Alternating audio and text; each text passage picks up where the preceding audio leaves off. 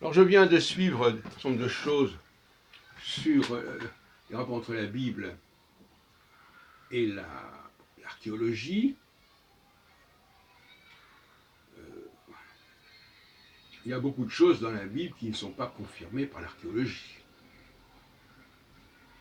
Et notamment le livre de l'Exode, notamment la sortie d'Égypte. C'est probablement un des éléments les plus faibles.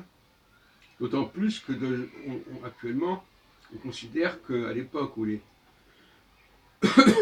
Hébreux seraient arrivés en Palestine, la Palestine était dominée par les Égyptiens eux-mêmes. Bon, passons.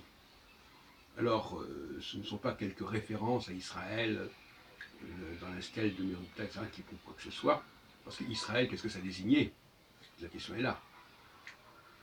Et puis, on nous montre aussi que, par exemple, les Philistins étaient d'origine grecque, mycénienne.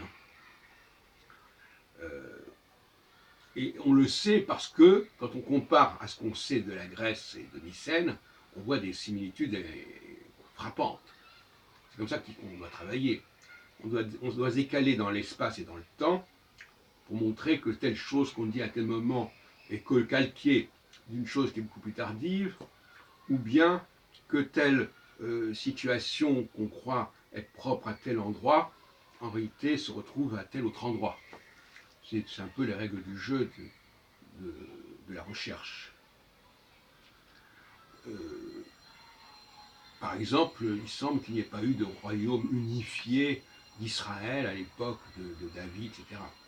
Ce qui confirme bien l'idée que cette théorie des Israélites à la sortie d'Égypte et d'un royaume israélite englobant l'ensemble des 12 tribus soit une fiction. Mais ce sont des fictions, et c'est là le défaut un peu des archéologues, ce sont des fictions qui ont des visées politiques, qui ont des visées en ce qui concerne la primauté, la priorité, qu'on retrouve d'ailleurs dans le récit de la Genèse, avec la victoire du puîné sur l'aîné, de Jacob sur Ésaü, etc., etc. Donc, il y a des raisons politiques à la rédaction d'un certain nombre de textes. Ça me paraît assez évident. C'est dans ce sens-là qu'il faudrait chercher.